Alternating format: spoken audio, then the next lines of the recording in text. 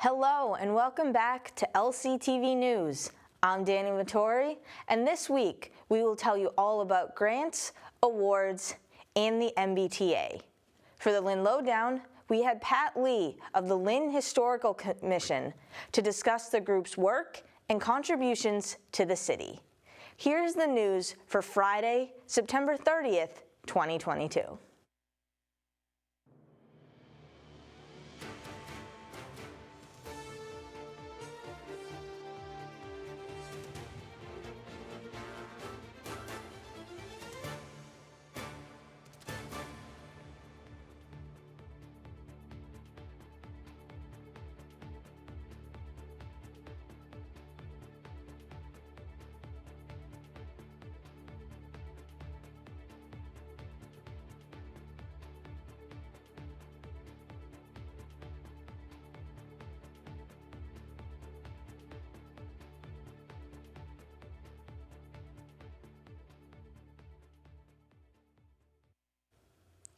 The Lynn Cultural Council, part of the Mass Cultural Council, gives out small grants ranging from $250 to $5,000. They distribute it to Lynn residents and businesses while giving preference to first-time applicants and trying to spread the money equitably. The mission of LCC is to promote the arts, sciences, and humanities and encourage a rich cultural life. The deadline to apply for a grant is October 17th.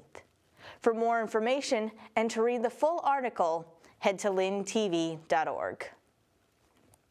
Barry McCall, the department head of auto collision repair and refinishing courses at Lynn Tech, has been named the 2022 Safety Educator of the Year, a national award. In a video released on Facebook last week, McCall says it is a Lynn Tech Award and gives the credit to the shop teachers, administrators, and students who he believes got the school on the map and made the award possible. Students and faculty alike gathered for an assembly to congratulate McCall on his award. At the City Council meeting on Tuesday, Mayor Nicholson announced new appointments to the Board of Trustees for the Affordable Housing Fund Board. Mayor Nicholson will chair the board, with other trustees being Cinda Dane, Jonathan Feinberg, Jamie McGrath, Sarai Zalada, and a member of the city's planning department to serve 2-year terms on the board. The appointees come from all parts of the city and have experience in community development, affordable housing advocacy, and tenant organizing. The task of the board is to create and preserve affordable housing in Lynn for both community housing and low to moderate income households. To read the full article, go to LynnTV.org. Mayor Nicholson and the Mayor's office have launched a survey to get community input on the search for a new superintendent for the Lynn Public Schools. It is being offered in multiple languages, including but not limited to English, Spanish, and Portuguese, and can be completed anonymously.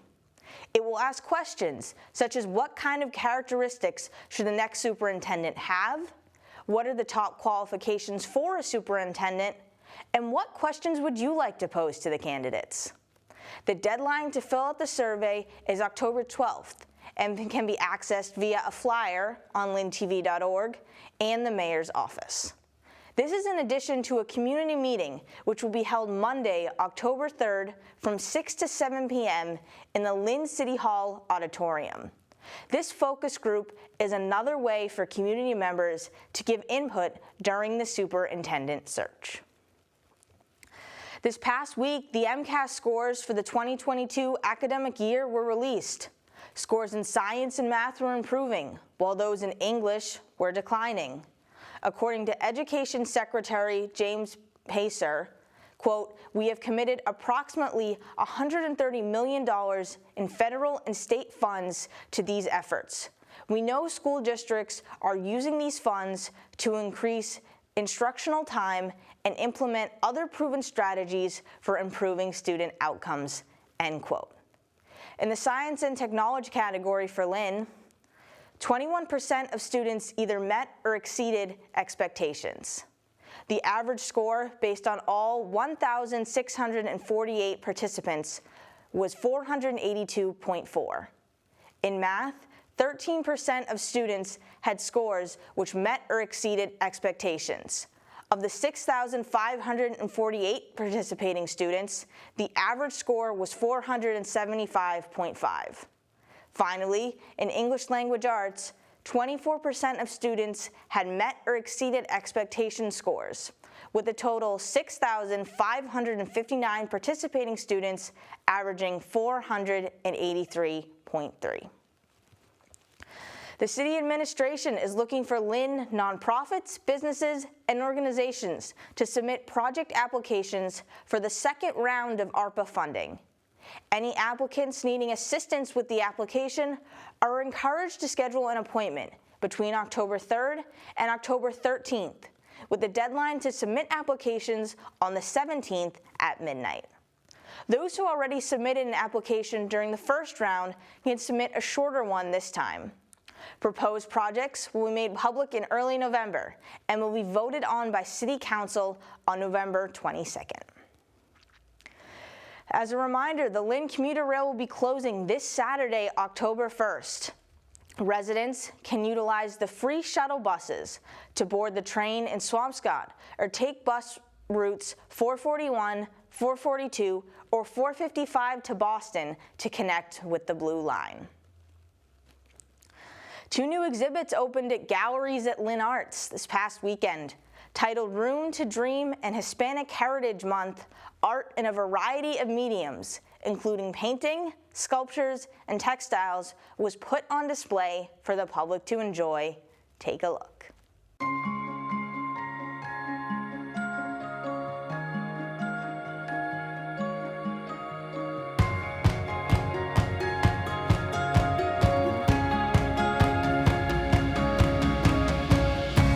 We are celebrating 2 beautiful events here in the Gallerias at LynnArts. The first one is today is the opening exhibit of the Room to Dream that has been done by one of the curators, Jessica Jordan, and then in collaboration with that, we're celebrating the Hispanic Heritage Month with this exhibit in the small galleria where we are having different type of pieces, different art. We have paintings, but also we have sculptures, we have textiles from different artists from the Latin America community. For the Room to Dream call for art, we wanted the fantastical, the whimsical, things that you daydream about. Also, like, could be nightmares. Also included, I wanted to leave the call open to our photographers who go out into reality and take pictures. So it also included in the call for art, like, places that you might daydream, things that when you have ambition and like dreams for your life, like what are those things? Like it could be a stack of money, it could be your family. So I wanted to be able to include everybody in this exhibit, no matter what medium or what kind of things they did. My name is Ellery Jaden Sanchez II, and I have this picture here called Guardians of the Seeds.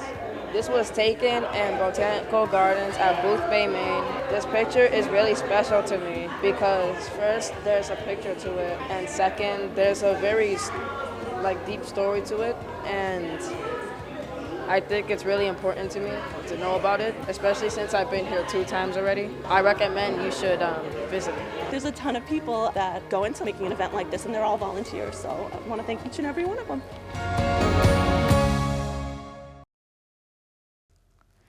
The 8th annual Stop the Violence Peace Walk happened over the weekend with around 50 people participating. In matching white shirts, they marched for the first time since the pandemic began back in 2020, with their mission being to end street violence in Lynn. Here is more.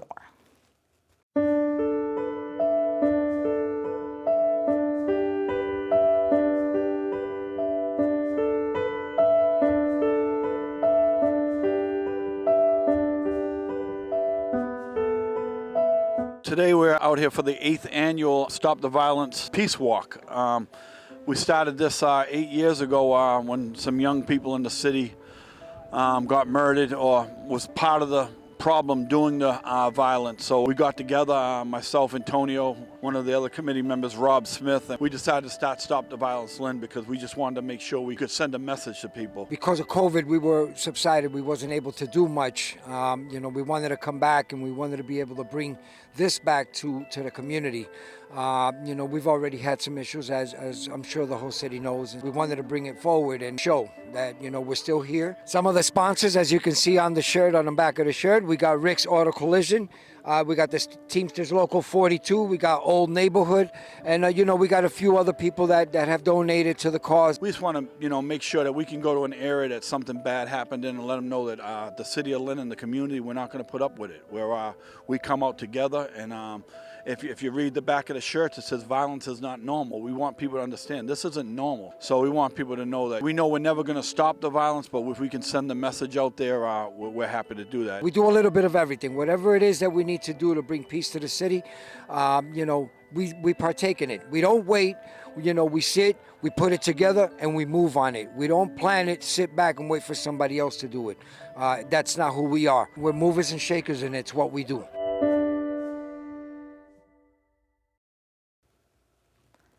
The inaugural Recovery Month celebration occurred at City Hall on Tuesday. A flag raising and moment of silence were followed by speeches from city officials and community members, as well as resource tables. Here is more.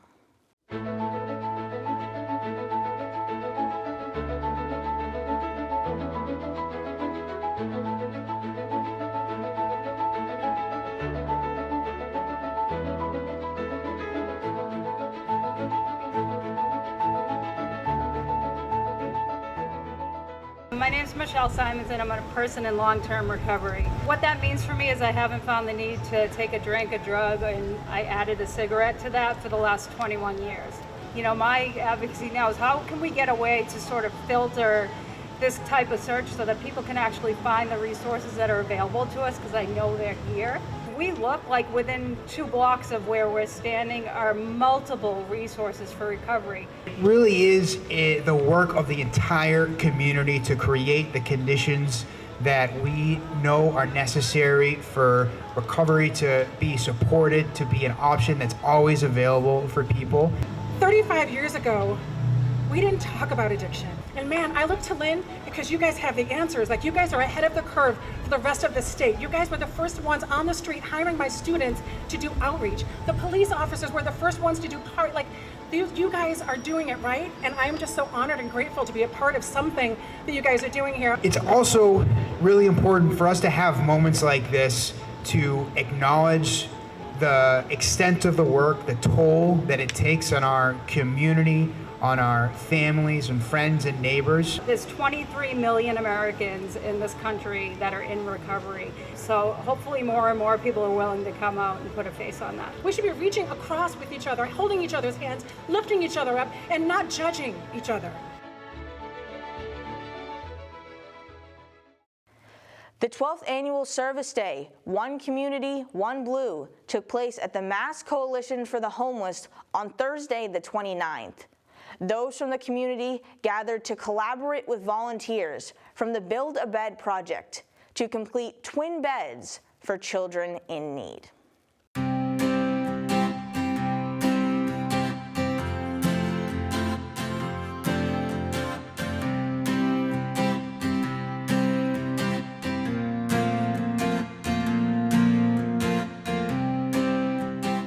Today we're here with Blue Cross Blue Shield, and they are participating in our team building opportunity, the Build a Bed project, where teams come together to help us build twin bed frames for children on a Bed for Every Child's waitlist.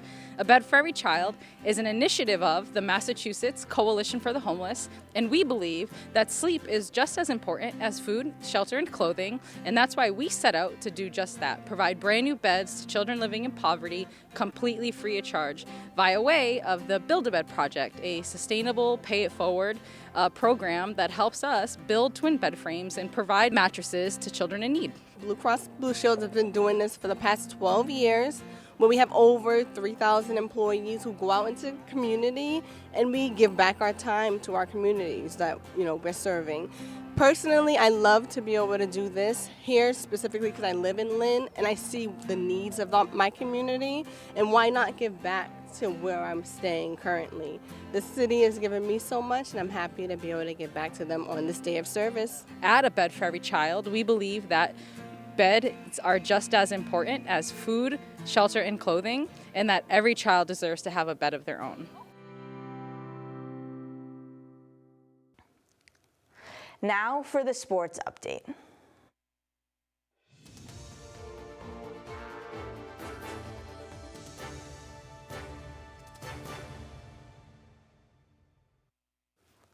Local businessman Vincent Williams, the founder of Jazzy Sportswear in Lynn, was presented with the Jackie Robinson Most Valuable Diversity Business Partner by the Red Sox before their game on September 14th.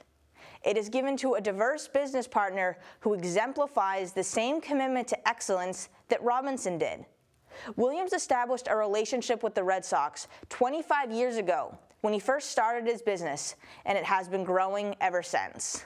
He has provided community relations projects and items for the RBI and Run to Home Base programs, all without profit. Williams is honored by the award, while also believing there is more work to be done. The Lynn English and Lynn Classical football teams are off to opposite starts. The Classical Rams are 2-1 on the year and won their last game 50-6 against Somerville, while the Bulldogs are still looking for their first win. The Bulldogs will have that chance when they play Revere, who is 1-2, and Chelsea and Somerville, who are also winless on the year. The Lynn English and Lynn Classical football teams are off to opposite starts. The Lynn Classical Rams are 2-1 on the year and won their last game 50-6 against Somerville, while the Bulldogs are still looking for their first win. The Bulldogs will have that chance when they play Revere, who is 1-2, and Chelsea and Somerville, who are also winless on the year. The Rams offense has had an impressive start, posting 36 points in their first game and 50 in their third. They will now play Malden, then travel to Revere.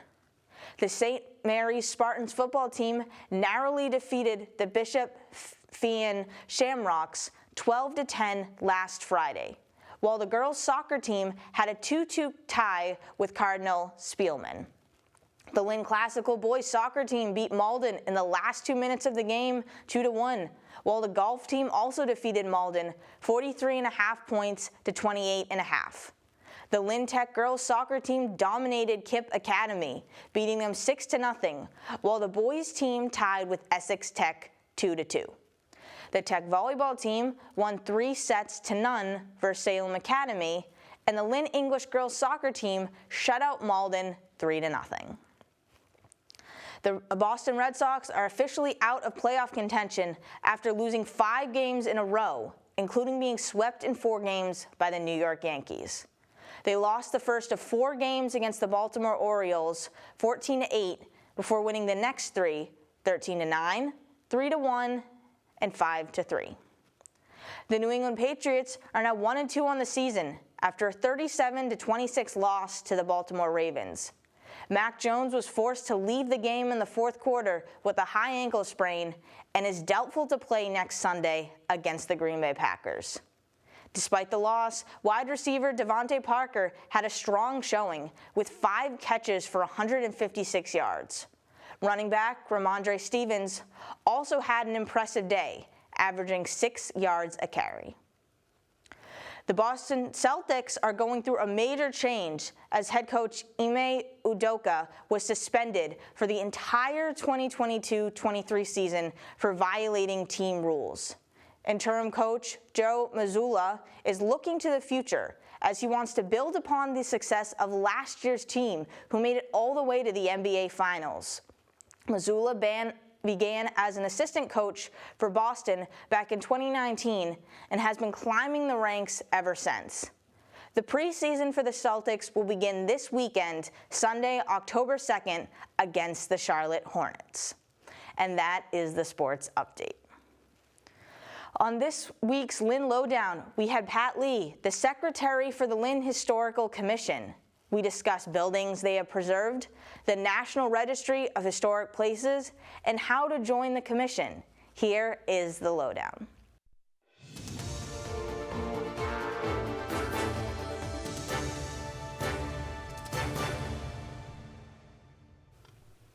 Hello and welcome back to another edition of the Lynn Lowdown.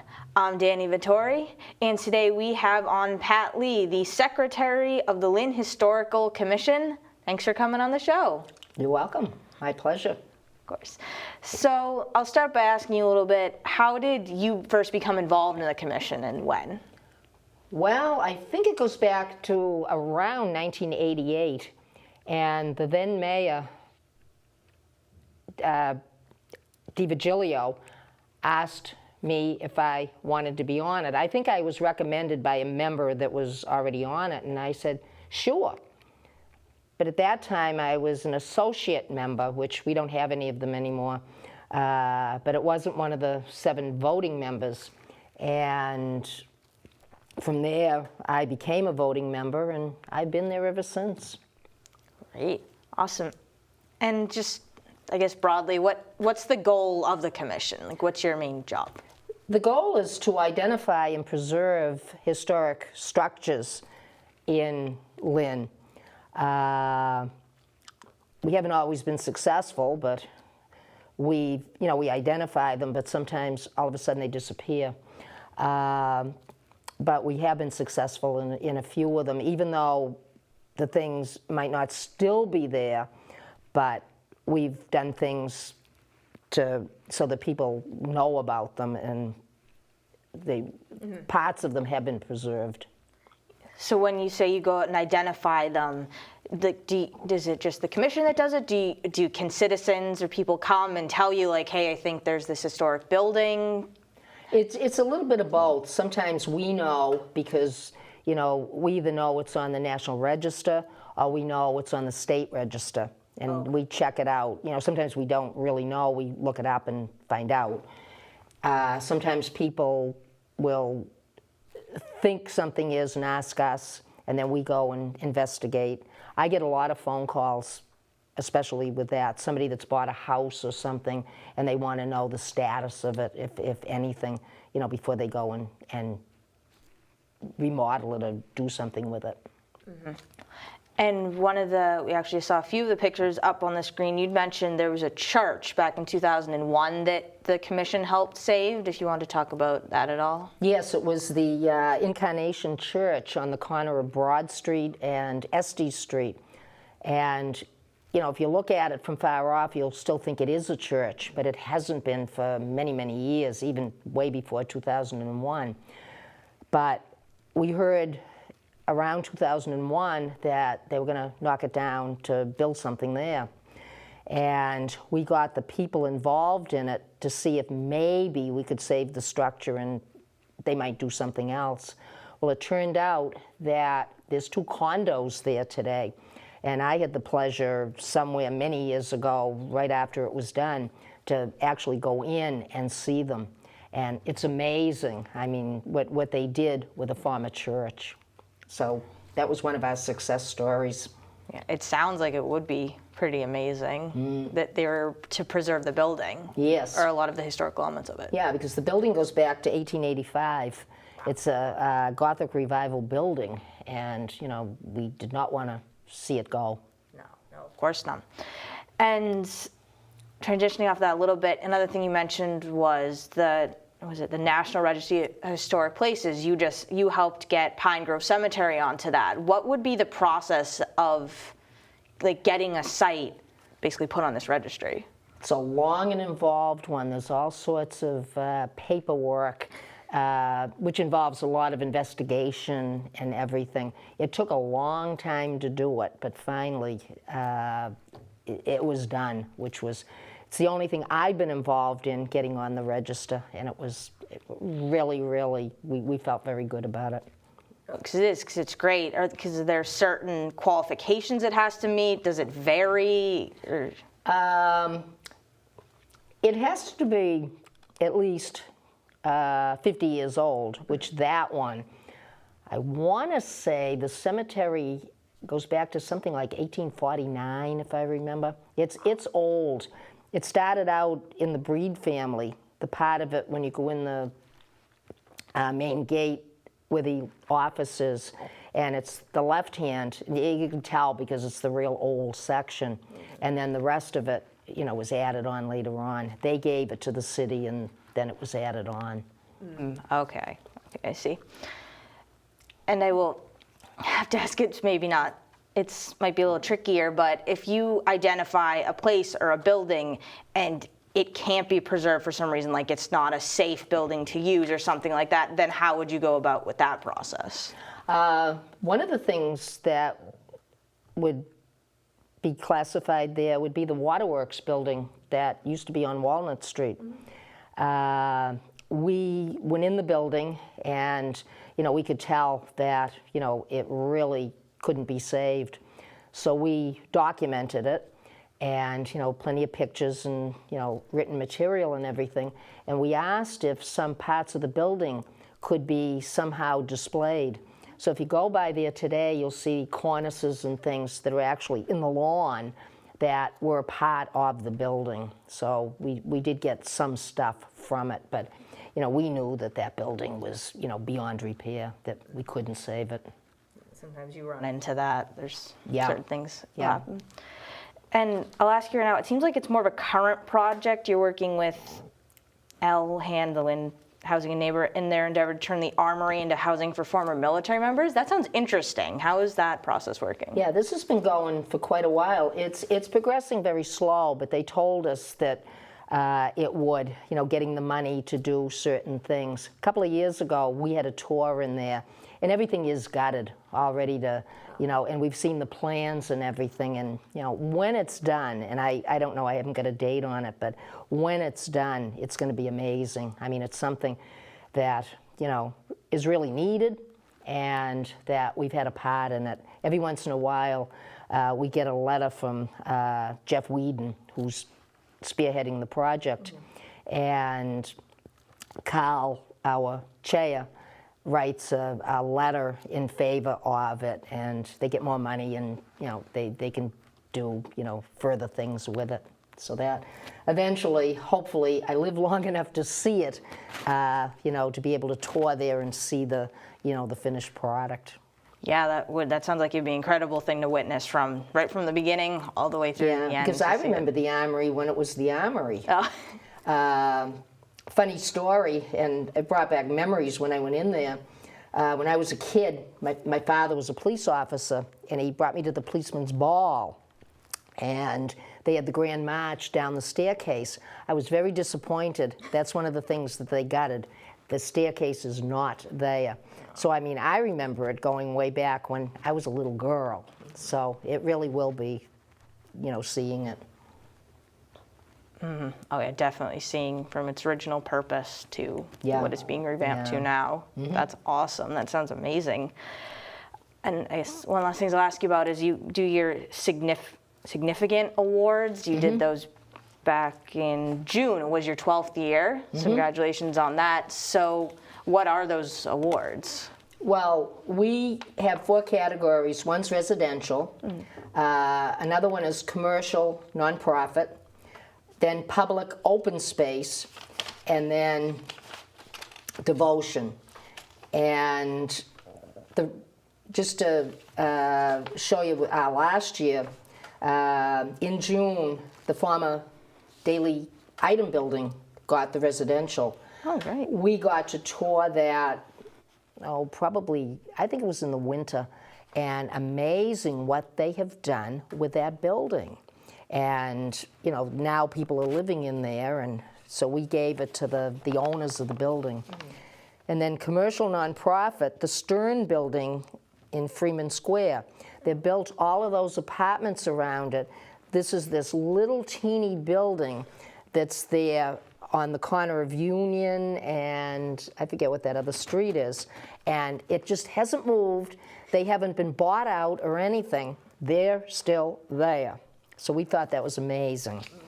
Public open space, we gave it to the Northern Strand Rail Trail, which If you've never done it, I recommend it. It's amazing. It goes from Lynn, I think it ends in Malden, but it's in little chunks. So you park your car, you do a little chunk at a time. I've done several of them, and what a good job. It was I remember when the railroad came through there. Again, I was very little. You know, most people probably say, a railroad through there? But yeah, I do remember it. So that's great. And we gave the devotion to Todd Geeg for his narrow gauge diorama that's right now at the Lynn Museum. And I recommend, if you haven't seen it, go down, because I don't think it's going to be there much longer. I was talking with him the other day, because I'll tell you, I had not seen it myself. We gave the award, and I said to him, I got to get down there and see that. And he said to me, you better, quick. And I was surprised it was still there.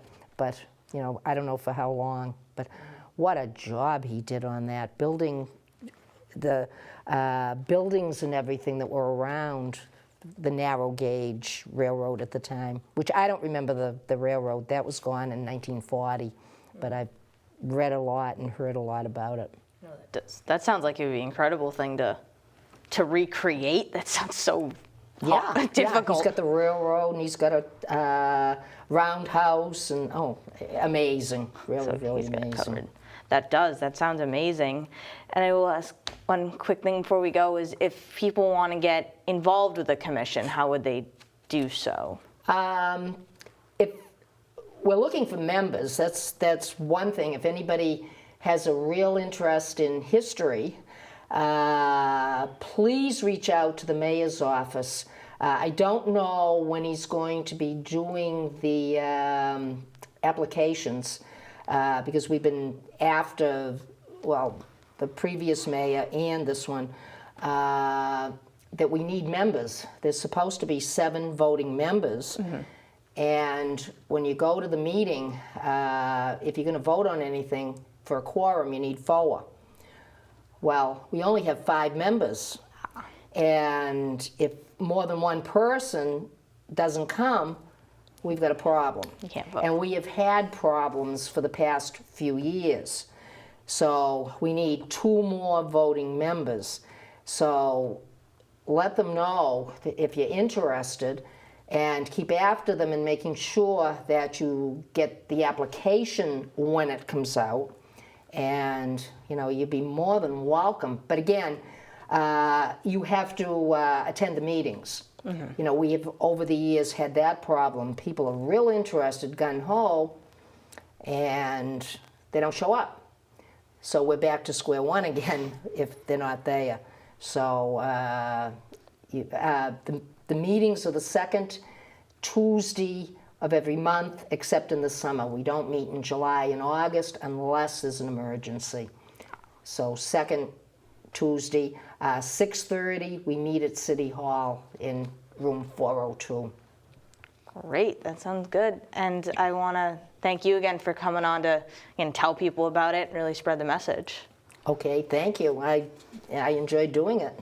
Great. So once again, this has been Pat Lee. I'm Dani Vittori, and we will see you next week with more guests.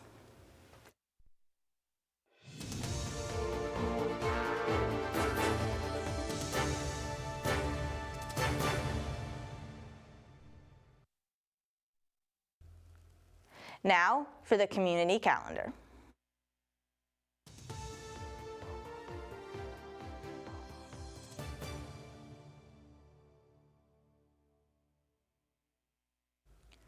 There will be the weekly Lynn Central Square Farmers Market on Thursday, October 6th from 11 a.m. to 3 p.m., occurring weekly July 7th to November 17th on Thursdays through the collaboration of several organizations. They accept many forms of payment, including cash, debit cards, and senior coupons. For the flyer and more information, head to LynnTV.org. Next Friday the 7th, there will be a Hispanic Heritage Month celebration from 10 a.m. to 2 p.m. at the Senior Center.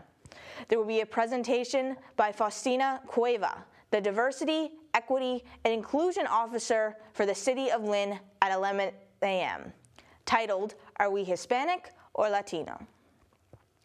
Saturday the 8th, from 9 a.m. to 1 p.m., there will be a bazaar and bake sale at St. Stephen's Church. There will also be a flea market and bake sale, as well as raffles. Stop by to browse items from a variety of vendors, including clothes, games, DVDs, and more. For more information on the events listed above, and for all events happening in the community, go to our website, LynnTV.org. That is all for this week's news. Follow us on social media at Lynn Community Television for announcements, event coverage, and press releases. Also, subscribe to our YouTube channel, Lynn Community Television, and go to our website, LynnTV.org, to watch all events posted. I'm Dani Vittori, and we will see you again next week.